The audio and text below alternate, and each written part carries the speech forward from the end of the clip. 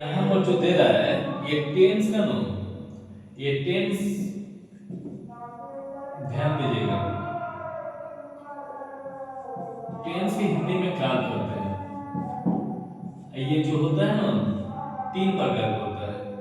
Tense का तीन भेद होता है। पहला प्रेजेंट टेंस होता है और दूसरा होता है पास्ट टेंस होता है और तीसरा क्या होता है फ्यूचर टेंस होता है। ठीक है, क्या होता है फ्यूचर टेंस होता है।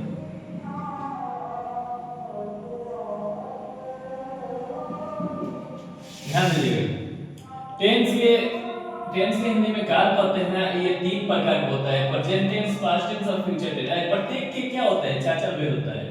जैसे प्रेजेंट टेंस के चार भेद होता है, पास्ट टेंस के चार भेद होता है, फ्यूचर टेंस के चार भेद होता है। और तीनों को अलग-अलग यानी जगह पर यानी यूज किए जाते हैं। जैसे मान लीजिए कि प्रेजेंट टेंस की ये पहला रूप होता है, जैसे ये पहला भेद हो गया प्रेजेंट इंडेफिनिट टेंस, या तो दूसरे शब्दों में इसको कह सकते हैं सिंपल प्रेजेंट टेंस।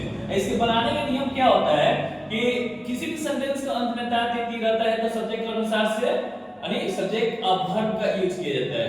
जैसे मान लीजिए कि यहाँ पर इसका बनाने का रूल ऑफ मेकिंग क्या होता है, ध्यान दीजिएगा आप लोग। और कभी भी आप लोग मेरा वीडियो देखिए तो कम से कम उसको कॉपी कर लेकर बैठिए। अब कहीं भी अगर गलत हो गया तो अपने बच्चे समझ कर हमको माफ कर दीजिएगा। रूल ऑफ मेकिंग यानी रूल ऑफ मेकिंग का मतलब होता है बनाने के नियम होता है। जैसे रूल होता है ना किसी भी यानी कोई भी काम करने से पहले हम क्या करते हैं, उसका सिस्टम के अनुसार से काम करते हैं या उसका रूल के हिसाब से करते हैं। उसी तरह ये भी पढ़ाई जो होता है, एजुकेशन जो होता है, ये हम लोग के लिए खास होता है।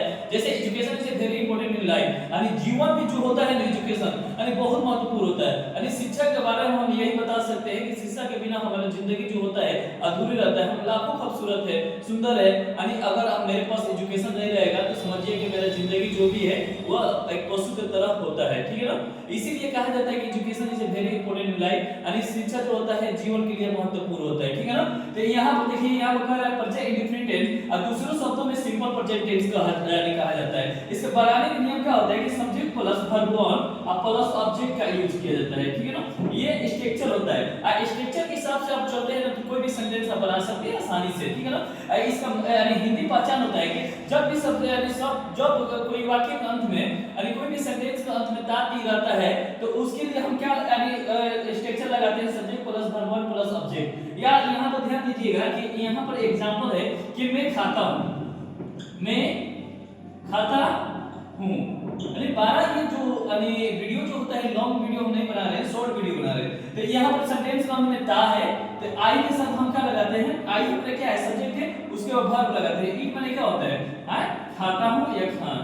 ठीक है ना, आई ईट मैं खाता हूँ। ठीक है ना, अब यहाँ पर बात आता है एस ई एस के। एस ई एस ये एस ई एस के वर्ब के साथ लगता है। किस वर्ब के साथ लगता है हम बता दे रहे हैं कि जब सब्जेक्ट सिंगल रहता है अगर वह थर्ड पर्सन रहता है तो उसके साथ हम एस ई एस लगाते हैं।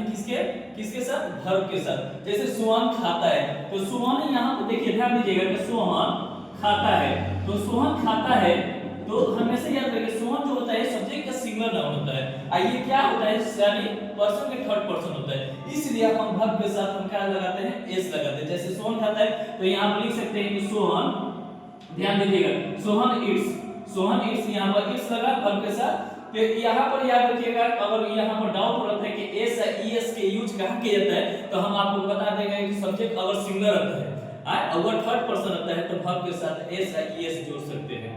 ठीक है ना, अगर कहीं डाउट लगेगा तो आप कमेंट में लिख सकते हैं। अब पूरा सेंटेंस यहाँ पर देखिए, मैं खाता हूँ, मैं क्रिकेट खेलता हूँ, मैं सुबह में टहलता हूँ, मैं दौड़ता हूँ। ठीक है ना, मैं रात में पढ़ता हूँ। अगर रात में पढ़ता हूँ I read at the night, मैं रात में पढ़ता हूँ। क्लियर है, मैं सुबह में I walk in the morning, मैं सुबह में टहलता हूँ। ठीक है, मेरी माँ सुबह में टहलती, my mother walk in the morning. यानी इसी आधार पर इसी स्ट्रक्चर पर आप बना सकते हैं। ठीक है ना, अगर मेरा वीडियो अच्छा लगे तो शेयर कमेंट और लाइक कीजिएगा जरूर। जय हिंद जय भारत।